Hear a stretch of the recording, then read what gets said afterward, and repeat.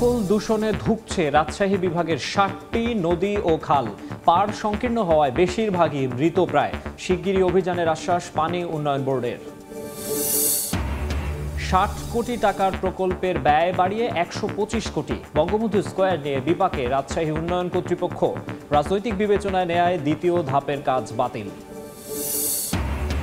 নওগাঁয় গ্রাহকের হাজার কোটি টাকা নিয়ে লাপাত্তা ২০ এনজিও। আমানত হারিয়ে ভুক্তভোগীরা নেমেছেন আন্দোলনে। মামলার তদন্তে পুলিশ। অভ্যুত্থানের পর মামলায় আসামি হয়ে পলাতক বগুড়ার ১২ ডিলার। শিবগঞ্জে ৪ মাস ধরে বন্ধ টিসিবির কার্যক্রম। বিপাকে নিম্ন ও মধ্যম আয়ের উপকারভোগীরা। এবং ৫৬% জনবল সংকট নিয়ে চলছে রেলওয়ের পশ্চিমাঞ্চল। বন্ধ ৭১টি স্টেশন ও ৪৮টি ট্রেন। অরক্ষিত লেভেল ক্রসিং, যাত্রী ভোগান্তি চরমে।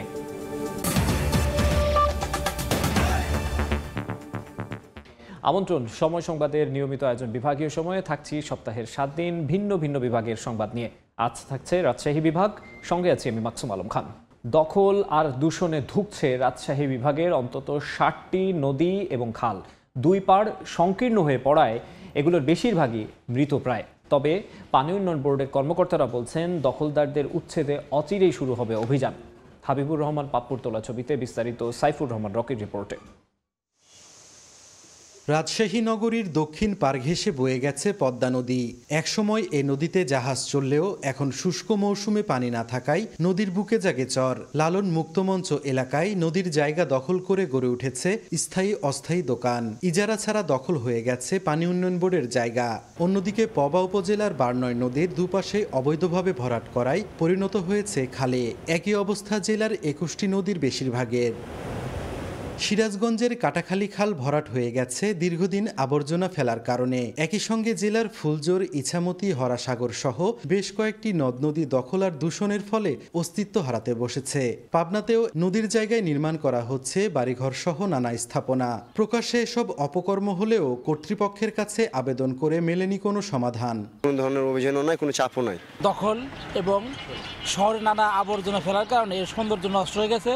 এদিকে একই কারণে বগুড়ার ২৫টি ছোট বড় নদী খাল অস্তিত্ব হারাতে বসেছে। এর মধ্যে সবচেয়ে বেশি ক্ষতিগ্রস্ত হয়েছে ঐতিহ্যবাহী সুবল খাল। ৬০ ফুট প্রশস্ততার এ জলাধার এখন পরিণত হয়েছে ২০ ফুটের নালায়। নওগাঁর ৬টি নদী এখন বর্ষা মৌসুমেও যেন মরা নদীতে পরিণত হয়েছে। বিভিন্ন জায়গায় নদীর পাশ দিয়ে বিল্ডিং হচ্ছে। আসলে এটাকে আমাদের সংস্কার করে পরিকল্পনা করে নদীকে আসলে বাঁচানো প্রয়োজন। এগুলো দখলে চলে গেছে, প্রশাসন কোনো নজর দেয় না।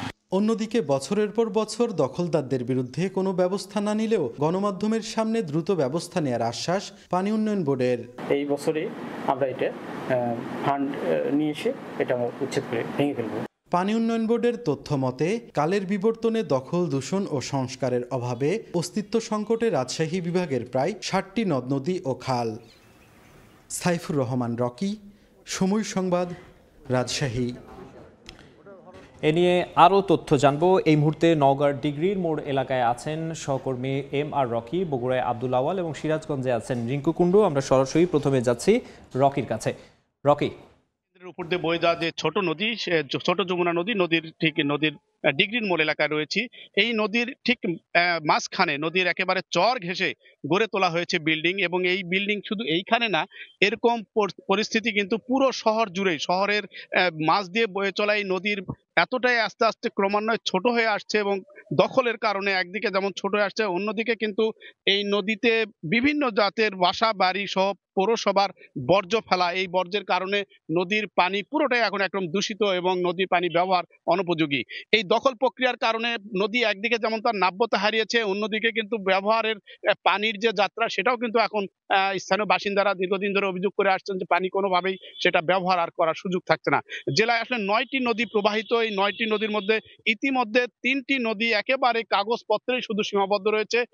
পুরোপুরি এই নদীগুলো কিন্তু তার মানচিত্র থেকে হারিয়ে যাওয়ার পথে রয়েছে। বাকি যে 6টি নদী রয়েছে, এই 6টি নদী কিন্তু এখন দখল প্রক্রিয়ার যে চলছে। এই দখলের কারণে পুরো জেলায় নদীর যে নাব্যতা, নদীর যে ধারাবাহিকতা প্রবাহ, এটা কিন্তু ক্রমান্বয়ে হারিয়ে যাওয়ার কারণে সামান্য বৃষ্টি এলেই কিন্তু নদী হু করে তার পানি প্রবাহ বাড়িয়ে দেয়। ফলে একদিকে বিস্তীর্ণ হয়ে যায় আশপাশের এলাকা, অন্যদিকে কিন্তু শুষ্ক মৌসুম এলেই নদীর উপর আরেক দফা বর্জ্য ফেলা।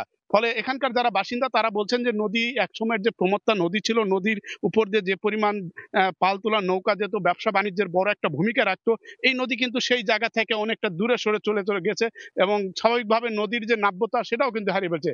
এবং এই দখল প্রক্রিয়ার কারণে স্থানীয় বাসিন্দারা অভিযোগ করছেন যে যখনই এই বিষয়গুলো নিয়ে পানি উন্নয়ন বোর্ড বা সংশ্লিষ্ট আইন শৃঙ্খলা বাহিনীর কাছে অভিযোগ দেওয়া হয়, কোনো কারণে এই অজ্ঞাত একটা চিত্রের ফলস্বরূপ কিন্তু দখল প্রক্রিয়া কিন্তু বন্ধ হয় না। ফলে স্বাভাবিকভাবে এরকম ভাবে কিন্তু এই নদীর ঠিক মাঝ বরাবর বিল্ডিং গড়ে উঠছে।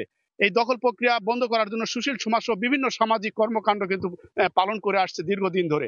আমরা এই জাতীয় দখল প্রক্রিয়ার আরো খবর জানবো। আমাদের সহকর্মী রয়েছেন বগুড়ায়, জানাবেন সেখানকার নদী দখল প্রক্রিয়ার সার্বিক চিত্র। বগুড়ায় 25টি খালবিল এবং নদ নদী রয়েছে। এর মধ্যে আমি দাঁড়িয়ে আছি এই যে শহরের বুক দিয়ে চলা সুবিল খালে। এই যে সুবিল খাল, এটি কিন্তু এই ঐতিহ্যবাহী একটি খাল হিসেবে পরিচিত এবং ব্রিটিশদের বিরুদ্ধে রণতরী যে যুদ্ধ ফকির মজনু শাহ চালিয়েছিল, এই সেই সুবিল খাল থেকেই পানি উন্নয়ন বোর্ডের সিএস নকশা অনুযায়ী এই সুবিল খালের প্রশস্ত 60 ফুট হওয়ার কথা থাকলেও বাস্তব চিত্র হচ্ছে এখন 5 থেকে 10 ফিট পাওয়া কঠিন। একদম যদি ক্যামেরার চোখে আপনাদেরকে আমি দেখানোর চেষ্টা করি, এই বাড়িঘরের যে আশপাশে যে স্থাপনা করে খাল একদম হত্যা করা হয়েছে বা দখল এবং দূষণের যে চিত্র, সেটি কিন্তু একেবারে চোখে পড়ার মতো। এখানকার যারা স্থানীয় বাসিন্দা রয়েছেন তারা বলছেন যে একসময় এই খালে প্রচুর দেশীয় মাছ সহ ও একদম বোয়াল মাছ পর্যন্ত পাওয়া যেত। তবে বর্তমানে খালের দখলের পাশাপাশি দূষণের যে অবস্থা, এতে করে কোনো ধরনের কোনো মাছের অস্তিত্ব কিন্তু আসলে এই খালগুলোতে নেই। শুধু সুবিল খালের যে চিত্র এরকম বিষয়টি এমন নয়, বগুড়ার যে অন্য 25টি খালবিল রয়েছে সেই খালবিলগুলো চিত্র কিন্তু একই রকম। সবগুলো খালি এই দখল আর দূষণের কারণে তাদের একদমই অস্তিত্ব হারিয়েছে এবং কিছু কিছু খালের যে সিএস নকশা অনুযায়ী পানি উন্নয়ন বোর্ড বলে থাকে সেগুলো সরজমিনে গিয়ে কিন্তু কোনো ধরনের কোনো চোখেও পড়ে না, একেবারে পানির প্রবাহ নয় বললেই চলে। এই যে শীত মৌসুমে বর্ষার পরপরই কিছুটা পানি থাকলেও শীত বা গ্রীষ্মকালে এই পানি কিন্তু একদম তলানিতে গিয়ে ঠেকে এবং হেঁটে পার হওয়া যায় এই খালবিলগুলো। এবং এর পাশাপাশি হচ্ছে যেই এই শীত মৌসুমে কিছুটা পানির প্রবাহ থাকলেও যেমনটি বলছিলাম মূলত দখল দূষণের কারণে কিন্তু সেগুলোতে মানুষজন যে আগে চলাফেরা বা যে কার্যক্রমগুলো চলতে পারতো সেগুলো কিন্তু একেবারে নেই বললেই চলে। এই যে সুবিল খাল, এটি কিন্তু ইতিমধ্যে পানি উন্নয়ন বোর্ডের পক্ষ থেকে 29 কিলোমিটারের এই খালটি প্রতি কিলোমিটারে 20 লাখ টাকা ব্যয়ে তারা যে খনন কার্যক্রম সেটি চলমান রেখেছে এবং তারা বলছে যে শুধু সুবিল খাল নয়, পর্যায়ক্রমে অন্যান্য যে খালবিল বা নদীগুলো রয়েছে সেগুলো কিন্তু খননের মাধ্যমে তারা পূর্বের অবস্থায় ফিরিয়ে আনবে। এই ছিল বগুড়া থেকে। আমার কাছে সর্বশেষ সিরাজগঞ্জে আছেন সহকর্মী রিঙ্কু কুন্ডু, চলে যাচ্ছে সেখানে।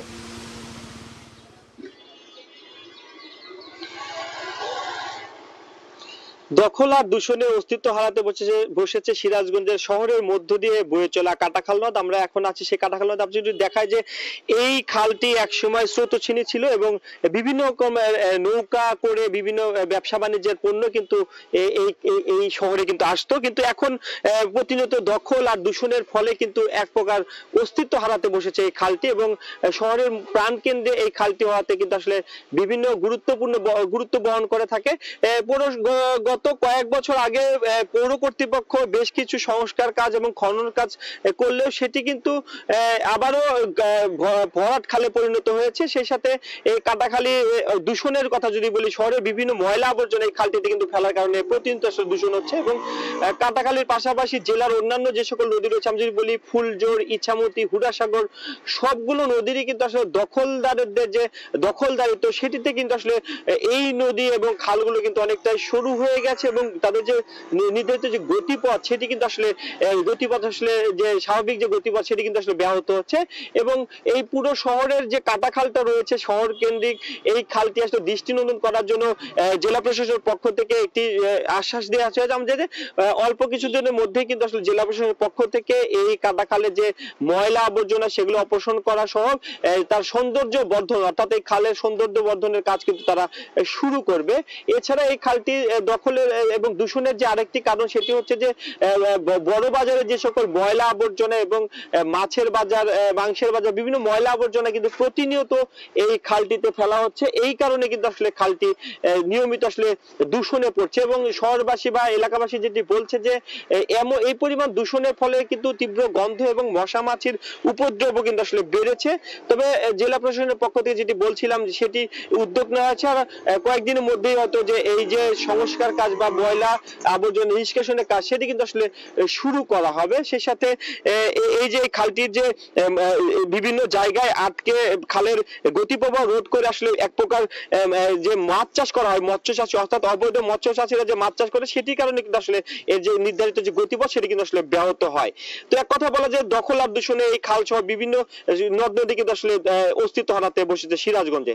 তো এই ছিল সিরাজগঞ্জ থেকে আমার কাছে খাল দখল দূষণের সবশেষ খবর। রাজশাহী বিভাগের নদী খালের দখল দূষণের বিস্তারিত জানাতে আমরা সরাসরি যুক্ত হয়েছিলাম নওগাঁ, বগুড়া এবং সিরাজগঞ্জে। এদিকে রাজশাহী বিভাগের নদী খালের দখল দূষণ নিয়ে আরও আলোচনা করতে এই মুহূর্তে রাজশাহীর বিভাগীয় কমিশনার কার্যালয়ে আছেন সহকর্মী সাইফুর রহমান রকি। তার সঙ্গে যুক্ত হচ্ছেন বিভাগীয় কমিশনার ডক্টর দেওয়ান মোহাম্মদ হুমায়ুন কবির। সরাসরি চলে যাচ্ছি সেখানে। রকি, দখল দূষণে অস্তিত্ব হারাচ্ছে রাজশাহী বিভাগের প্রায় ৬০টি নদী ও খাল। এই বিষয় নিয়ে আসলে আমরা দীর্ঘদিন ধরে যখন রিপোর্ট করি, আমরা গণমাধ্যম রিপোর্ট করার পর কিছুদিন হয়তো সংশ্লিষ্ট কর্তৃপক্ষ কিছুটা তৎপর হয়, তারপরে কিন্তু আবার যে অবস্থা সেটাই আমরা কিন্তু দেখতে পাই। আবারও দখল দূষণে নদী এবং খাল কিন্তু ব্যাপক বিপর্যস্ত অবস্থায় চলে আসে। তো আমরা এই বিষয়টি নিয়ে কথা বলতে আজকে রাজশাহী বিভাগীয় কমিশনার ডক্টর দেওয়ান মোহাম্মদ হুমায়ুন কবিরের সাথে একটু কথা বলবো। তার কাছ থেকে আমরা আসলে কিছু উপায় বের করা যায় কিনা সেই বিষয়টি আমরা জানার চেষ্টা করব। স্যার, আমরা দেখি যে রাজশাহীর যে পদ্মা নদী, পাশাপাশি আপনার যেহেতু পুরো বিভাগই, এই বিভাগগুলোতে অনেক নদী খাল আছে যেগুলো কিন্তু কালের বিবর্তনে সেগুলো বিলীন হয়ে গেছে। তো এই যে নদী খালগুলো বিলীন হয়ে যাচ্ছে, দখল হচ্ছে, দূষণ হচ্ছে, এখান থেকে কি বাঁচার কোনো উপায় আছে কিনা? আসলে আপনি ঠিকই বলেছেন। রাজশাহীর বরেন্দ্র অঞ্চল হলো একটি কিন্তু খরা অঞ্চল। এখানে জলবায়ু পরিবেশের মূল প্রাণশক্তি হলো কিন্তু নদী, খাল এবং জলাভূমিগুলো। এই মুহূর্তে আমার কাছে যে তথ্য আছে, নদীর সংখ্যা আছে, আমরা অ্যাটলিস্ট রাজশাহী বিভাগের 153টা নদীর তালিকা করেছি, যেটা নদী রক্ষা কমিশনের মাধ্যমে করা, পানি সম্পদ মন্ত্রণালয়ের। এর মধ্যে প্রায় 50-এর অধিক, যেটি আপনি এমনটি বলছিলেন, 60টির মতো কাছাকাছি, যেটি দখল দূষণের শিকার। সরকার ইতিমধ্যে অন্তর্বর্তী সরকারের মাননীয় পরিবেশ উপদেষ্টা, নৌপরিবহন উপদেষ্টার সহকারে যারা দায়িত্ব পালন করছেন তারা আমাদেরকে একটি নির্দেশনা দিয়েছেন। সেই নির্দেশনাটি এমন যে গত 1 নভেম্বর জাতীয় যুব দিবসে প্রত্যেকটি মহানগরে একটি করে খাল সম্পূর্ণ দখলমুক্ত এবং পরিচ্ছন্ন করার নির্দেশনা দিয়েছেন। ইতোমধ্যে আমরা রাজশাহী মহানগরের মধ্যে গাংপার খালটি, যেটি প্রায় 11 কিলোমিটারের মতো, এটি পরিষ্কার করে ফেলেছি। তো এটি হলো কার্যকর উদ্যোগ। পরবর্তীতে আমরা দুয়ারি খাল আছে, সেটি প্রায় 13 কিলোমিটারের মতো। এই দুটি খাল আমরা পরিষ্কার করবো এবং দখলমুক্ত করব। এটা পরিষ্কার করতে পারলে যেটি সুবিধা হবে, মহানগরে কিন্তু জলাবদ্ধতা হবে না। একই সাথে 8টি জেলার 8টি যে আছে, প্রত্যেকটি একটি করে আমরা নদী এবং একটি করে খাল আমরা পরিষ্কার করব। খাল পরিষ্কার করার উদ্যোগ অলরেডি চালু আছে প্রত্যেকটি জেলাতেই, আমার 8টি জেলার 8টি। এবং নদী আমরা প্রত্যেকটি জেলার একটি করে নদী যারা বেশি করে দখল হয়েছে, দূষণ হয়েছে, এরকম একটা করে খাল ঠিক করেছি, পরিকল্পনা জমা দিচ্ছি। তাতে আমার এই 8টি জেলার 8টি নদী পরিষ্কার করার জন্য কয়েকটাতে কিন্তু সরকারি প্রকল্প অলরেডি নেওয়া হয়েছে, যেটা কাজ চলছে। যেমন পাবনার ইছামতি, তারপর বগুড়াতে করতোয়া, এরকম অলরেডি কাজ চালু আছে। আর বাকি যে নদীগুলো আছে সেগুলোকে আমাদের তালিকা হচ্ছে প্রায় অবৈধ দখলদার আছে, যেমন 8টা জেলার 8টা নদীতে আমার 700 মতো, আর দূষণকারী আছে 98 জনের মতো। আমরা হিসাব করে দেখেছি এটা যদি আমি করতে চাই তো আমার কোথাও অল্প সময় পার ডে লাগবে, অর্থাৎ 2 মাস থেকে 3 বছর পর্যন্ত লাগবে এটা পরিষ্কার করতে। তাতে আমাদের একটা টেন্টেটিভ একটা বাজেট করেছি, যে বাজেটটা কত, প্রায় 245 কোটি টাকার মতো লাগে। এখন সব টাকা কিন্তু রাষ্ট্র দেওয়া লাগবে না, আমরা ছোট ছোট কিছু, এই যে আমরা যে পরিষ্কার করলাম যখন 1 তারিখে, তখন কিন্তু স্বেচ্ছাশ্রমের ভিত্তিতে অনেকে আসছে। সাধারণ মানুষের অংশগ্রহণ ছিল, আমরা শুধুমাত্র কিছু কিছু খাতায় অংশ করছি। এতে মানে যদি আমি করি তাহলে কাজটা ওটা। আর পাশাপাশি দেখেন পদ্মা নদীর পাশে যেটি আমি দেখবেন যে আমাদের 18 কিলোমিটার যে টিবাদ যেটা আছে সেটা তো অনেক দখল হয়েছে। এইগুলো যখন উদ্ধার করতে যাচ্ছে আমরা কিছু কিছু ক্ষেত্রে হয়তো পুলিশের সাপোর্ট, যেহেতু তারা এখন একটা ট্রমা কাটিয়ে উঠতে পারেনি 5ই আগস্টের পর, সেটি হয়তো আশ্বাস কেটে যাচ্ছে, তখন একটা মোটা দাগে আমরা পুরোপুরি করতে পারবো। ধন্যবাদ। আমরা এতক্ষণ কথা বলছিলাম রাজশাহী বিভাগীয় কমিশনার ডক্টর দেওয়ান মোহাম্মদ হুমায়ুন কবিরের সাথে। তিনি আসলে বলছিলেন যে অচিরেই কিন্তু এই নদী খাল এগুলো সংরক্ষণ করা হবে এবং এগুলো আসলে পুনরুদ্ধারে তাদের যে উদ্যোগ সেটি কিন্তু কার্যকর করা হবে, তাহলে হয়তো এই যে সমস্যাগুলো সেগুলো অনেকটাই কাটিয়ে ওঠা সম্ভব হবে। তো এই ছিল আমার কাছে রাজশাহী থেকে সর্বশেষ। রাজশাহী থেকে যুক্ত হয়েছিলেন সাইফুর রহমান রকি, তার সঙ্গে আলোচনায় যুক্ত হয়েছিলেন রাজশাহী বিভাগীয় কমিশনার। এদিকে শুরুতে 60 কোটি টাকা থাকলেও পরে ব্যয় বেড়ে দাঁড়ায় 125 কোটি টাকা। নকশা করতেই খরচ 3.5 কোটি। রাজনৈতিক বিবেচনায় নেওয়া হয়েছে, তাই 72 কোটি টাকার প্রকল্পের দ্বিতীয় ধাপ বাতিল করেছে গণপূর্ত বিভাগ। ছাত্র জনতার অভ্যুত্থানের পর রাজশাহীতে নির্মাণাধীন বঙ্গবন্ধু স্কোয়ারের এখন কি হবে তা নির্ধারণ করতে পারছে না RDA। হাবিবুর রহমান পাপ্পুর ছবিতে মওদুদ রানার রিপোর্ট। বঙ্গবন্ধুর চেতনা, মুক্তিযুদ্ধের প্রকৃত ইতিহাস সমুন্নত রাখার লক্ষ্যে 2017 সালে বঙ্গবন্ধু স্কয়ার প্রকল্প গ্রহণ করে রাজশাহী উন্নয়ন কর্তৃপক্ষ। মেয়াদ শেষ হলেও প্রকল্পের প্রথম ফেজের কাজ চলছে এখনো। রঙের ফাইনাল কাজটা করছি, অডিটোরিয়াম আছে, কফি শপ আছে, তারপরে আপনার শিশু লাইব্রেরি আছে। রাজনৈতিক বিবেচনায় এই প্রকল্প নেওয়া হয়েছে এমন বাস্তবতায় সম্প্রতি গৃহায়ন ও গণপূর্ত মন্ত্রণালয় 71 কোটি 81,82,000 টাকা ব্যয়ে প্রকল্পের দ্বিতীয় ফেজ বাতিল করেছে। রাজশাহী উন্নয়ন কর্তৃপক্ষের তথ্য মতে 2017 সালে 2 কোটি টাকা ব্যয়ে প্রকল্পের নকশা করে পরামর্শক প্রতিষ্ঠান। 59 কোটি 28 লাখ টাকা বাস্তবায়ন ব্যয় ধরে 2018 সালে প্রকল্প পাশ হয়। মাঝে নকশায় পরিবর্তন এনে আরও 1 কোটি 44 লাখ টাকা নেন পরামর্শক প্রতিষ্ঠান। কর্মকর্তাদের বিদেশ ভ্রমণ সহ সংশোধনের পর নানা খাতে প্রকল্পের ব্যয় বেড়ে দাঁড়ায় 125 কোটি টাকা। দুর্নীতির কারণে এই কাজগুলো হচ্ছে। আমার মনে হয় জবাবদিহিতা এবং স্বচ্ছতা খুবই প্রয়োজনের। পরিকল্পনা ছিল 1 একর জমির উপর 3 তলা ভবনটিতে থাকবে গাড়ি পার্কিং, জলধারা বেষ্টিত বঙ্গবন্ধুর ভাস্কর্য, স্থায়ী আর্ট গ্যালারি, আধুনিক রেস্তোরাঁ, দৃষ্টিনন্দন ল্যান্ডস্কেপ। তবে ছাত্র জনতার অভ্যুত্থানের পর সেই পরিকল্পনা বাতিল করেছে সংশ্লিষ্টরা। এখন এ ভবন কি কাজে ব্যবহার হবে সেটি নির্ধারণ করতে পারছে না কর্তৃপক্ষ। এটির দ্বিতীয় ফেজ আমরা একটি প্রকল্প তৈরি করছি। এটি সদস্য সরকার অনুসরণ করলে, অনুমোদন দিলে আমরা সেই অনুসারে এটি বাস্তবায়ন করব। প্রকল্পটির খরচ দ্বিগুণের বেশি হলে যৌক্তিকতা যাচাইয়ে গঠিত হয়েছিল তদন্ত কমিটি। তদন্তের পর খরচ বৃদ্ধিকে সমর্থন দিয়েছিল কমিটি। মওদুদ রানা, সময় সংবাদ, রাজশাহী। বগুড়ার শিবগঞ্জে প্রায় 4 মাস ধরে বন্ধ টিসিবির কার্যক্রম। অভ্যুত্থানের পর উপজেলার 12টি ইউনিয়নের ডিলাররা বিভিন্ন মামলার আসামি হয়ে এখন পলাতক। এতে বিপাকে পড়েছেন উপকারভোগীরা। টিসিবি কর্তৃপক্ষ বলছে দ্রুত তাদের কার্যক্রম শুরু হবে। চড়া দ্রব্যমূল্যের বাজারে নিম্ন ও মধ্য আয়ের মানুষ গত 4 মাসে একবারও পাননি টিসিবির পণ্য। হতাশ হয়ে প্রতিদিনই তারা ধর্ণা দিচ্ছেন জনপ্রতিনিধিদের কাছে। জুলাই আগস্ট অভ্যুত্থানে হতাহতের ঘটনায় শিবগঞ্জ উপজেলার 27 জন ডিলারের বিরুদ্ধে মামলা হওয়ায় তারা গা ঢাকা দিয়েছেন। এতে উপজেলার 16,237 উপকারভোগীর মাঝে স্বল্প দামে টিসিবি পণ্য বিক্রির কার্যক্রম বন্ধ। আমরা টিসিবি মাল কোনো প্রকার পাচ্ছি না 4-5 মাস হচ্ছে। যেটুকু আমরা কামাকাজি করি তাতে আমাদের পোষায় না। এই টিসিবির পণ্য না পাওয়ার জন্য অনেকের জীবন চলা দুর্বিষহ দাঁড়াচ্ছে আর কি। যে তেল, চিনি সবেরই দাম তো বেশি হয়ে গেছে, একটু পাইলে আমাদের সুবিধে। ইউনো মহোদয়ের সাথে কথা বলি, স্যার আমাদের এই বিষয়টা কেন নিষ্পত্তি হচ্ছে না, কেন পাচ্ছে না। তো উনি যে ডিলারের যে সমস্যাটা উনি বলছে যে অল্প দিনের মধ্যেই সমাধান হয়ে যাবে। টিসিবি কর্মকর্তা বলছেন ডিলাররা বিভিন্ন মামলায় অভিযুক্ত হওয়ায় পণ্য বিক্রির কার্যক্রম বন্ধ আছে, তবে দ্রুত শুরু হবে এই কার্যক্রম। ডিলার দিয়ে সাময়িকভাবে শিবগঞ্জ উপজেলার যে উপকারভোগী আছে তাদের মধ্যে পণ্যটা বিতরণ করব। বগুড়া জেলায় 343 জন টিসিবি ডিলার আছেন। সময় সংবাদ, বগুড়া।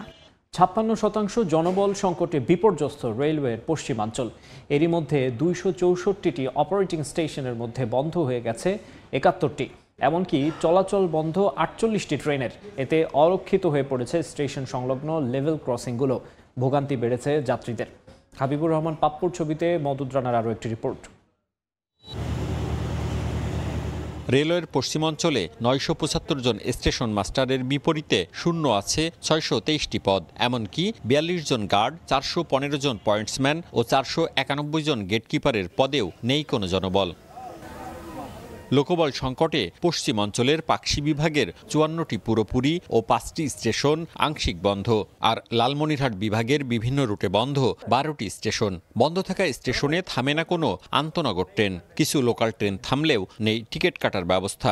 টিকিটের ক্ষেত্রে আমরা ধরেন যে গাড়িতে ওঠার পরে টিকিট পাই, টিকিট এখানে স্টেশনে কোনো টিকিট নাই, এখানে কোনো মাস্টার নাই, আপনার পোর্টার পোস্টম্যান কিচ্ছু নাই, 2 নম্বর দিয়ে গাড়িতে প্ল্যাটফর্মে গাড়ি দাঁড়ায় না। এ অঞ্চলে গত 15 বছরে 68টি নতুন ট্রেন চালু হয়, 38টি ট্রেনের রুট বর্ধিত ও পরিবর্তন করা হয়। 2023 ও 2024 সালের নভেম্বর পর্যন্ত বর্তমানে বাংলাদেশ ভারতের মধ্যে চলাচলকারী মৈত্রী, বন্ধন, মিতালি এক্সপ্রেস সহ 20টি ট্রেন চলাচল বন্ধ হয়েছে।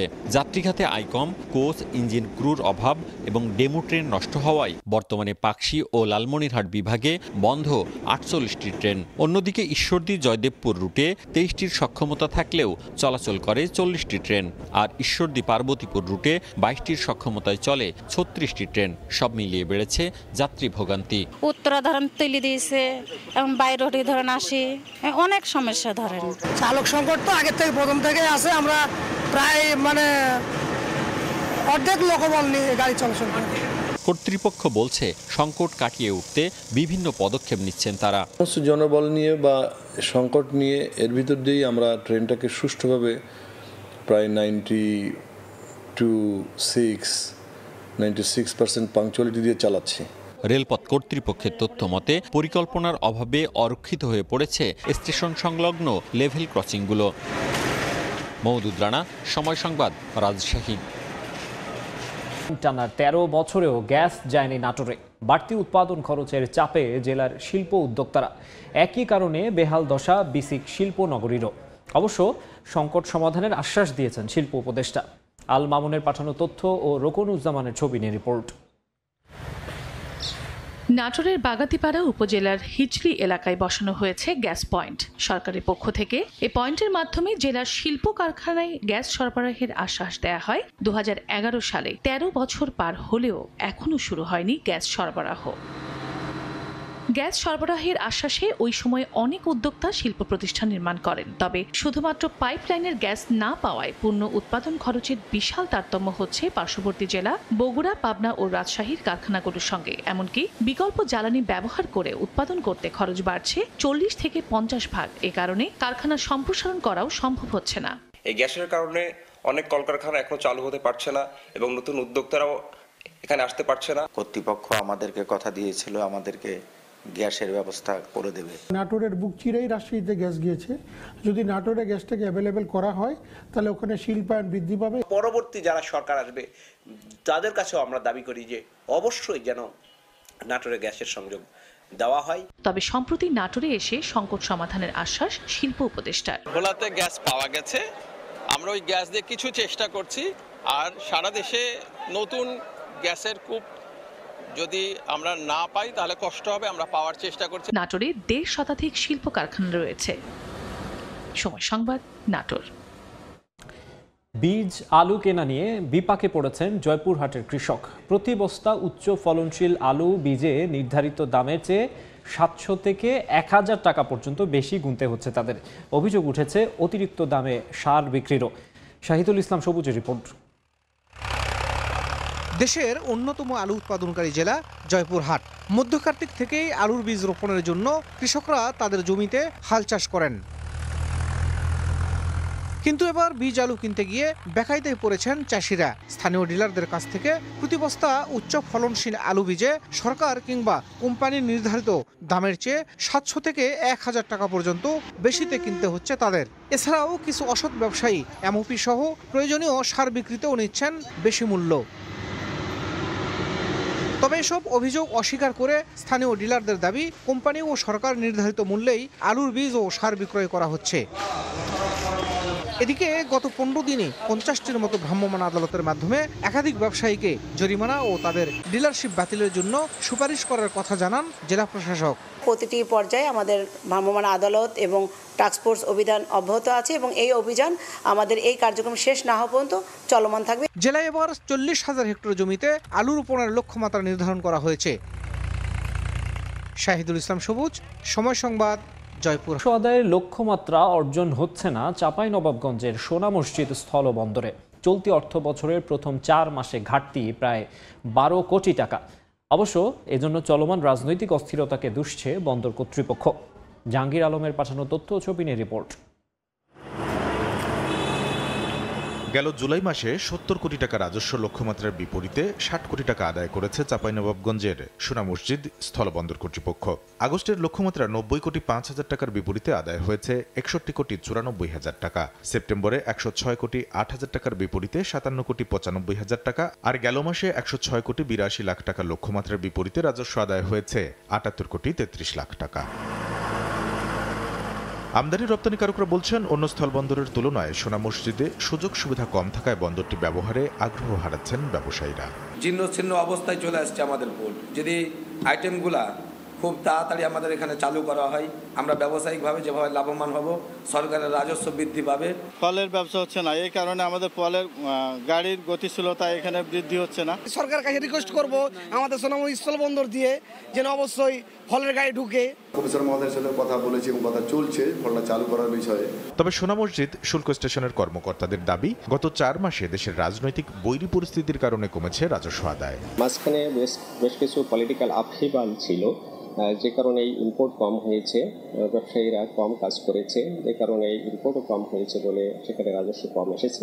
এখন ধীরে ধীরে এটি স্বাভাবিক গতি পাচ্ছে, আগের চেয়ে ইম্পোর্ট একটু একটু করে বৃদ্ধি পাচ্ছে। চলতি অর্থ বছরে সোনা মসজিদ স্থলবন্দরের রাজস্ব আদায়ের লক্ষ্যমাত্রা নির্ধারণ করা হয়েছে 1164 কোটি 61 লাখ টাকা। গত অর্থ বছরে 1078 কোটি 71 লাখ টাকা লক্ষ্যমাত্রার বিপরীতে আয় হয়েছে 915 কোটি 4 লাখ টাকা। সময় সংবাদ, চাঁপাইনবাবগঞ্জ। বিভাগীয় সময়ের শীর্ষ সংবাদগুলো জানিয়ে দিচ্ছে আরেকবার। দখল দূষণে ধুঁকছে রাজশাহী বিভাগের 60টি নদী ও খাল। পাড় সংকীর্ণ হওয়ায় বেশিরভাগই মৃতপ্রায়। শিগগিরই অভিযানের আশ্বাস পানি উন্নয়ন বোর্ডের। 60 কোটি টাকা প্রকল্পের ব্যয় বাড়িয়ে 125 কোটি। বঙ্গবন্ধু স্কয়ার নিয়ে বিপাকে রাজশাহী উন্নয়ন কর্তৃপক্ষ। রাজনৈতিক বিবেচনায় নেয়ায় দ্বিতীয় ধাপের কাজ বাতিল। এবং নওগাঁয় গ্রাহকের 1000 কোটি টাকা নিয়ে লাপাত্তা 20 এনজিও। আমানত হারিয়ে ভুক্তভোগীরা নেমেছেন আন্দোলনে। মামলার তদন্তে পুলিশ।